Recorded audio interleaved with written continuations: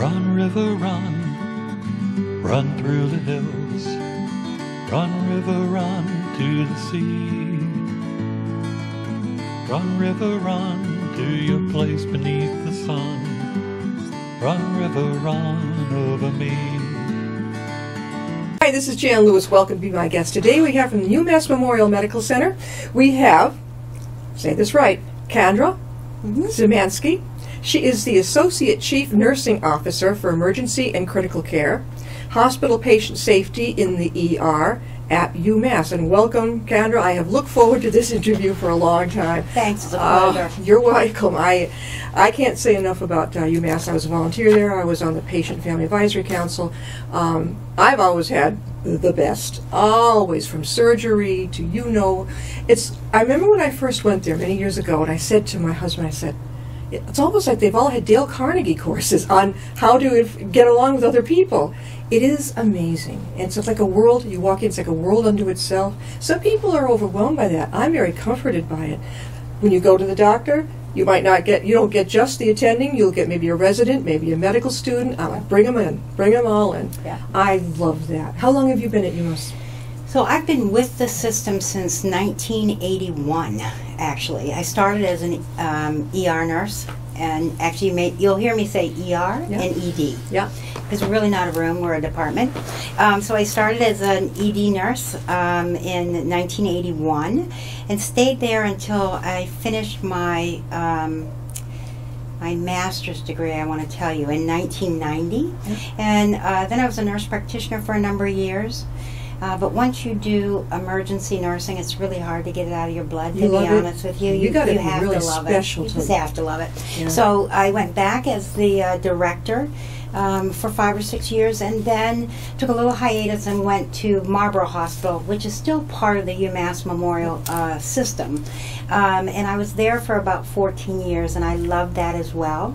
It was small enough that I was probably in that emergency room almost every day, as well as the rest of the hospital. But I knew every employee and what was happening with them, and but that position was actually eliminated in 2014. And it just so happened that the emergency department position opened back up, and I was just thrilled to go right back at the home. main campus, right? I have oversight for I think I have the best job in the world, but I have oversight for the emergency department at the university and Memorial, so I kind of go back and forth. Lifeline, the ambulance service, and then we have a 23-bed observation unit. Yes, my husband was in the one at university on the A level, so that's all part of the university emergency department. So it's just for patients that we need to watch, up to another 23 hours or so. We really don't keep people longer than that, but it's you're taken out of that chaos a little bit and put in a a nice hospital bed. It's a beautiful. So you get your own little room. Yeah, it's been open for 2 years. Yeah. So that's the emergency part of my job, and then I have oversight. I think now for about the last 6 or 8 months for all of the critical care units, dialysis, respiratory therapy. So that's why I say I just have the most amazing job. No 2 days are the same. You can tell that she loves this, and this is what we need. We really need people. I mean, I do love it. No wonder. I mean, and I've noticed it with the staff. They seem happy. I don't know. The work. First of all, the work that ED staff do on both campuses is no short of a miracle. Just about every single day. Yeah. Because it changes minute to minute. It can be, very calm 1 minute. We never use the Q word for quiet. Yeah. But it can be very calm, and then it can go to this, incredibly, what feels probably chaotic to most of the patients, but it's usually controlled in the background. Yeah. I mean, that can just happen within minutes. And, why is it when we go in the emergency room? Anyhow, what drives me nuts is beep, beep, beep. Is that someone's heart monitor? It could be any number of monitors, and that's a huge patient safety issue because we don't want the staff to get alarm fatigue, although I'm sure sometimes it seems like they don't seem to hear it, and so we do worry about that. But it might be an IV pump, it could be a heart monitor, there are just the technology is overwhelming. Yeah. So it could be all kinds of things. We are lucky to have Candra with us. Let me tell you, I get the Worcester Business Journal, and there was a fantastic article, an issue of grave concern. A year after, we're going to talk about this, a Harrington nurse was stabbed. You may remember this from on the news. Few hospitals have implemented enhanced security. This woman, tell me more about this nurse. She was doing her job at Harrington Hospital in the emergency room, and then what happened? So I can't speak directly to what happened at Harrington, but to the best of my knowledge, she was triaging. And the triage nurse, it's their job to sort, because it's the French word to sort. Yeah. So when you come in, you give a brief indication of the reason you're there, and they make decisions based on the urgency of that visit. Right. So anyone who says that they're having a stroke or in they go. chest pain, they ask a few more questions. Yeah. So if it's something that's emergent, we call those ESI level 1s, they go directly back. Then, you know, 2s are sometimes challenging. Those are chest pains. They might have a few more symptoms than, you know, especially if you walk in the front door. So anyway, their job is to sort. Now, at Harrington, I understand it's a smaller room. Then the patient goes in and you give further information. That room had only one exit. We're very lucky at the University and Memorial campuses because there are 2 exits to our triage areas, which is one of the most important safety things, is that there's a way for the staff to get out. And I understand that, you know, this young man who had a history of mental health issues had a knife with him. And I'm going to tell you, Jan, thank God for her colleagues at Harrington who saved her life and got her out of the hospital and got her to UMass, because her injuries were lethal injuries. He had really gotten her. And so I think she was cut on her neck. Actually, it might have been the left side of her neck, and then down her arm, and definitely hit some arteries and nerves there. They had her very on the news. close. Yeah, they had her on the news. She was discussing it. Yeah, what a brave, amazing woman she is. Did you meet her? I didn't meet her when she was well, but you know, I've followed very closely what's happened to her and the voice that both her and her husband have now had on Capitol Hill. And she, you know, I got to tell you, she came very, very close, I think, to losing her life in this episode. So how did you get to the point where you said, we've got to get stuff in here? So, you know, my office is not in the emergency department proper, but I do get every trauma page. And I keep a radio in my office, so I have a sense for what's happening. Yeah. Not that I can do a lot, but I can go over and certainly offer support and, you know, those kind of things. So, I can't remember. I think maybe one of the manager on duty gave me a call and said, you know, there's a trauma coming from Harrington, and it's an ER nurse that's been stabbed. Yeah. And I knew right then that the staff were going to be shook. Yeah.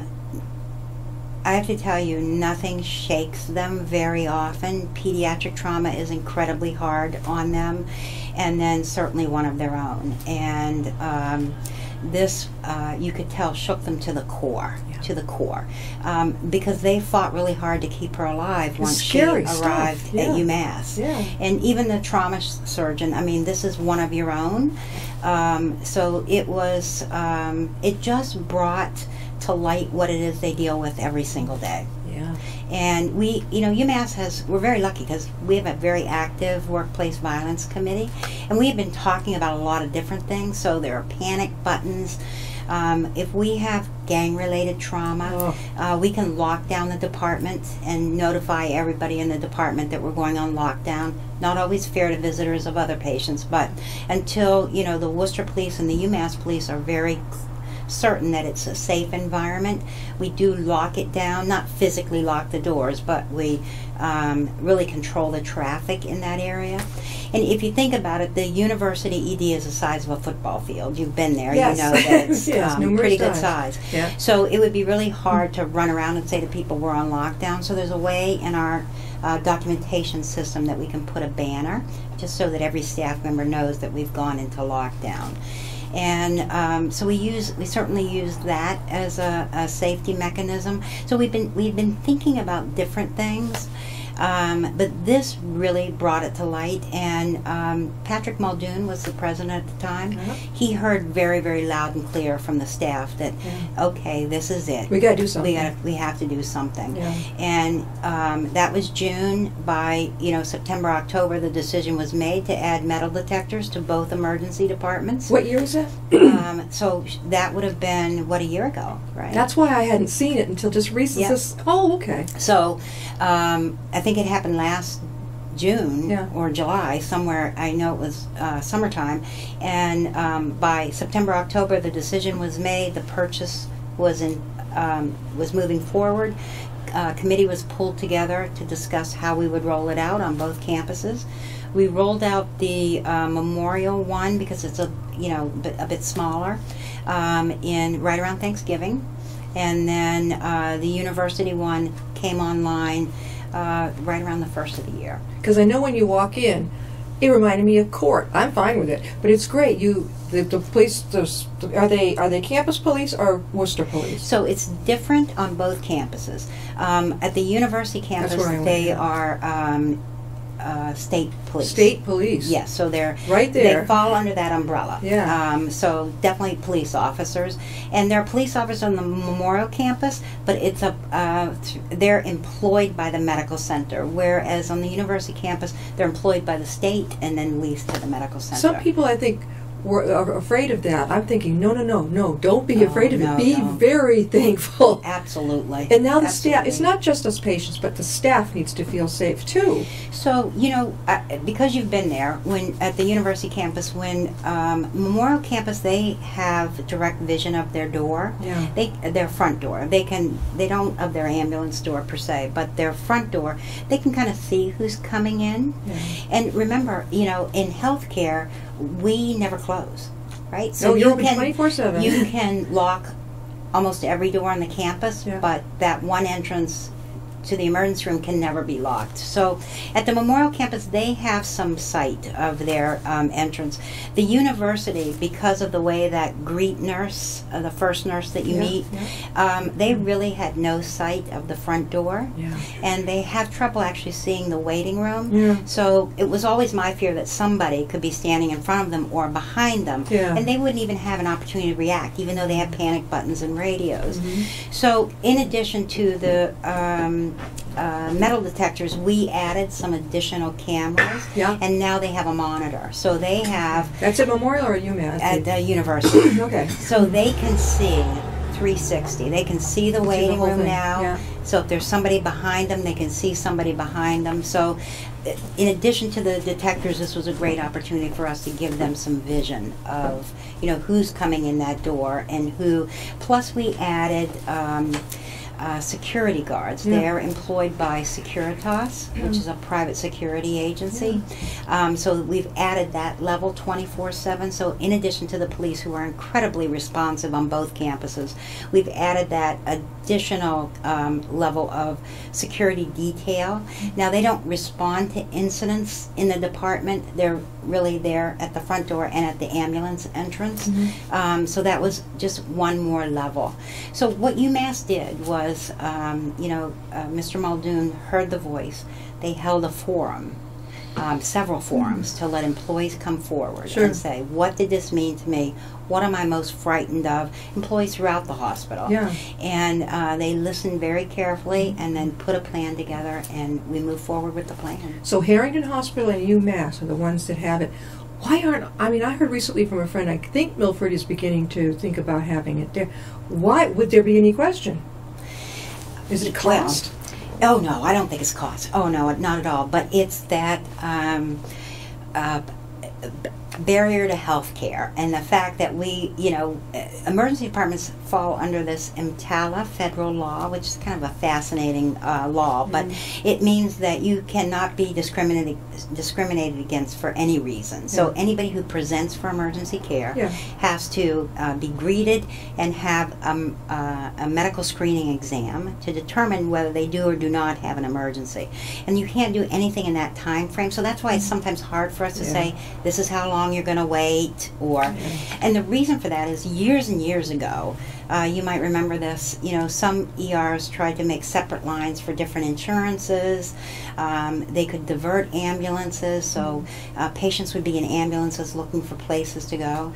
Massachusetts is one of the only states in the country that doesn't allow any emergency department to divert patients, so you can't go on diversion. You can't control your traffic by controlling the ambulances. And UMass is a trauma level 4, is Level 1. Level 1, the most... The highest you can get, yeah, level 1. This system. So before we go, let make sure I let everyone know who we're talking with here. Okay. We have Candra Szymanski, and she is the Associate Chief Nursing Officer for Emergency and Critical Care, and she's also on hospital patient safety in the ER. She's from UMass Memorial Medical Center. We're talking about the system they have up there, terrific. The metal detector. A lot of people, when a lot of the patients came in, did the staff notice that the patients were like, "What is taken this?" aback. How do they handle it? And we put a lot of thought into that, and that's probably why Milford and some other hospitals are still, trying to decide, is this the best thing that we can do for our... They know, I think in their heart they know it's great for the staff, but is it a barrier to the patients, and how will people perceive it? But I have to be honest with you, on both campuses, there have been very, very little pushback. Yeah. Now, they're not in the best of places. I know it's kind of inconvenient because you go out to the waiting room, you got to go through them again. Yep. But it was our only way to keep everybody 100, as safe as we possibly could. Nothing is 100%. But, we thought, because we didn't build... We added them to something that's already built. And in healthcare, there's, as I'm sure in many other businesses, you have to be very careful about egress. That your hallways are 8 feet wide, and there's all these regulations. So that was the best place that we could put them on the university campus. Memorial, we actually did some renovations to be able to accommodate it. So there's a lot of thought that has to go into it from a patient perception satisfaction standpoint as well as employee safety. Candra, how can someone get a hold of you if they have questions?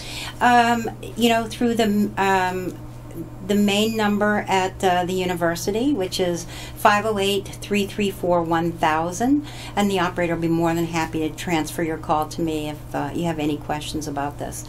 It's very interesting because now I'm starting to get, I think it's South Shore Hospital is coming in September to look at them. I would think Boston would do this. But we are the only academic medical center in the state so far that has put them in. Not even Boston? That really blows my mind. Not to the best of my knowledge.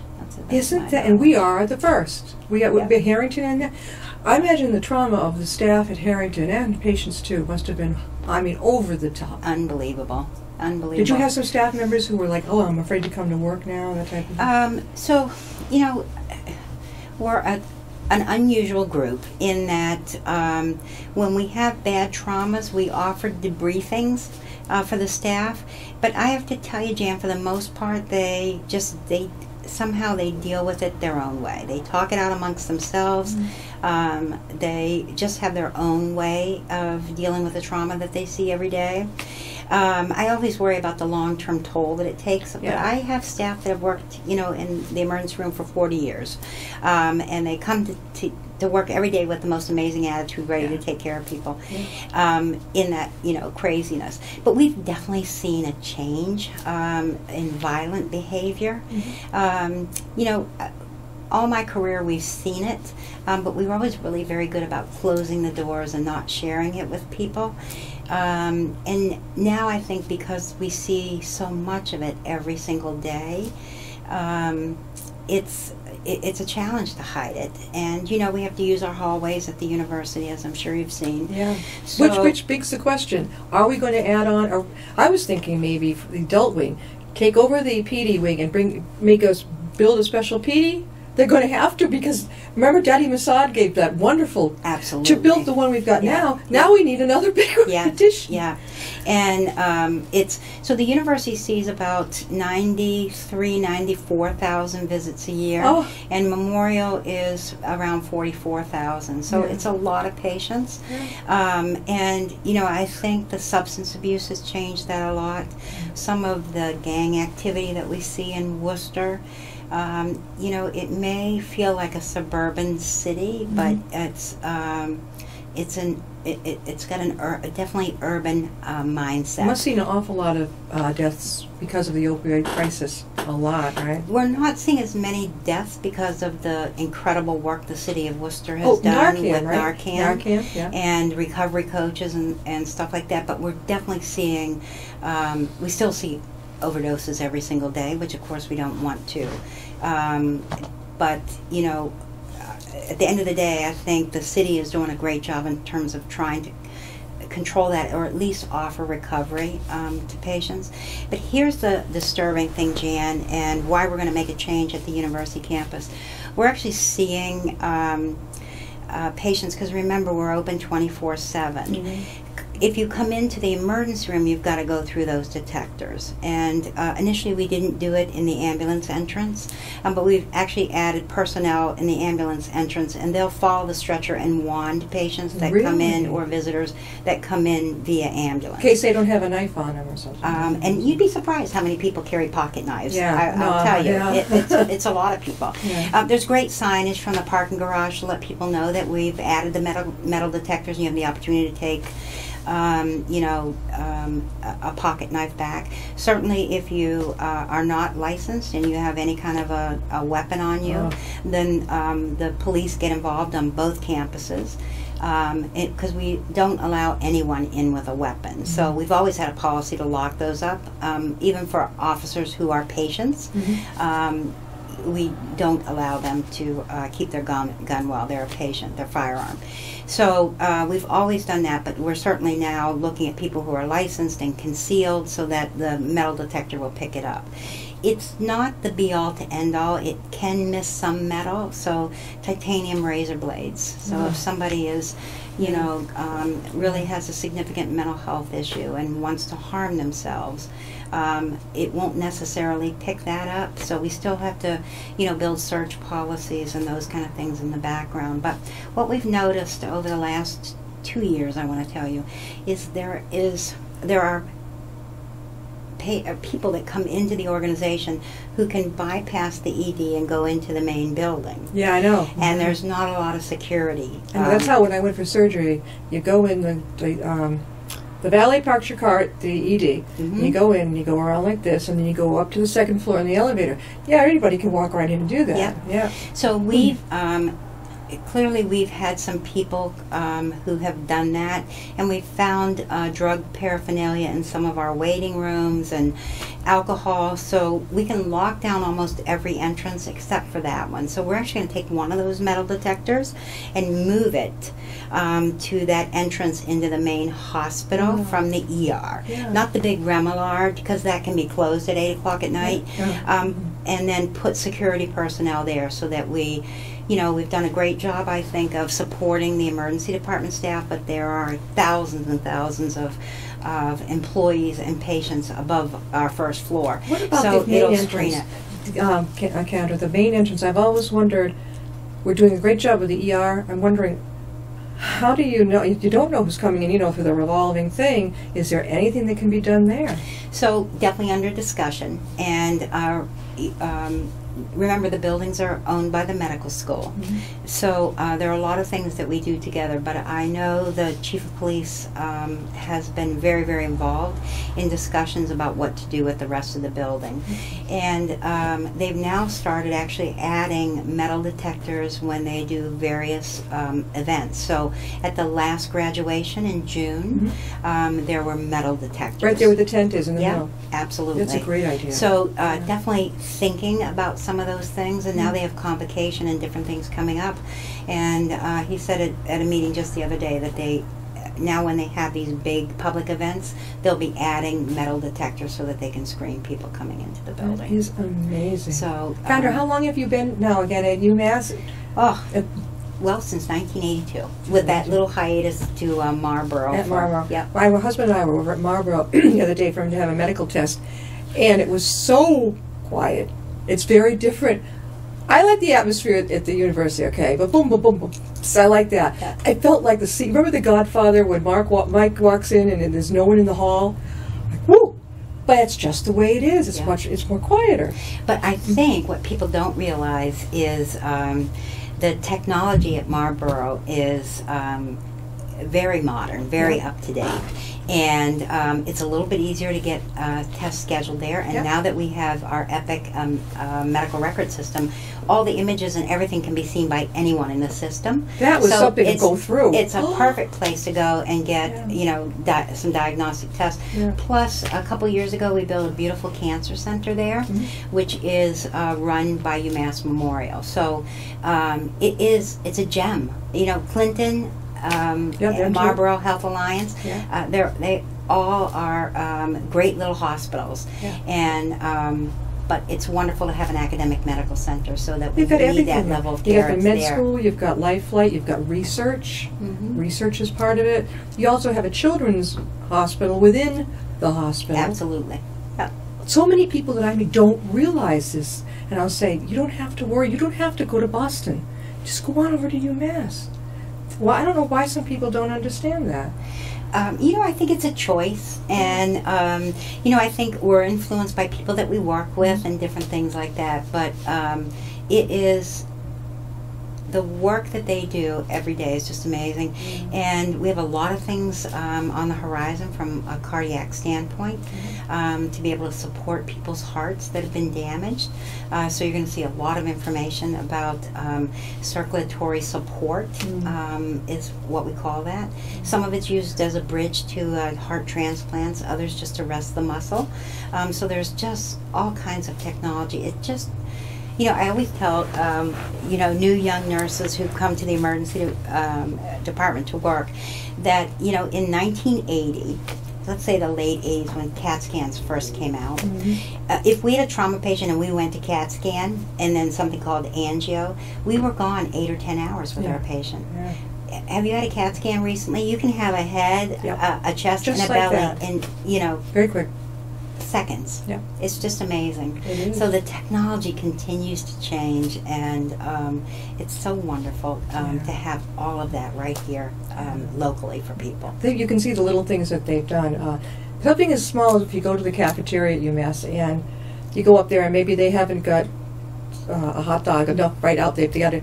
They will make sure, they will cook one for you. Yeah, absolutely. And if you want it a certain way, they will do it a certain way. You don't see that often. Yeah, it's, well, and you know, the medical center, actually the system as a whole works very hard on patient satisfaction, and you know, which is not always easy, especially in New England. I think sometimes we're a little harder to please, but those are just little things that we can do. And you know, for me, with oversight for the emergency department, I know nobody wants to wait, and I don't want you to have to wait. Long wait, but the hospital runs at more than 90% occupancy all the time, so it's often hard for us to get our inpatients up to beds, and that just kind of backs everything up. So there's teams that are working on flow, what we call flow issues, to try and utilizing Memorial Campus a little differently than we do. I mean, we're always looking for ways to kind of move folks through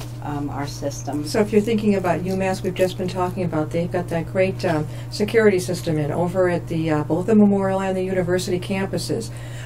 Great, because of that nurse, the tragedy, luckily she lived through this, but over in Harrington Hospital, their patient with mental health issues went in and started stabbing her.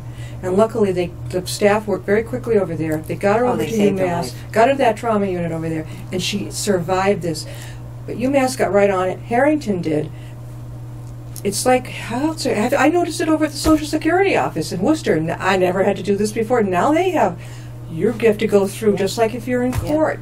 Sandra, so much for being with. We've got to wrap it up, but I am so glad. I had been looking forward to this because it just, when we walked in, I was like, oh my God, somebody has done something. You guys listened. Thank you so much for being with us. My pleasure. Thank you so much for having me. All righty. We'll see you next time. I'll be my guest.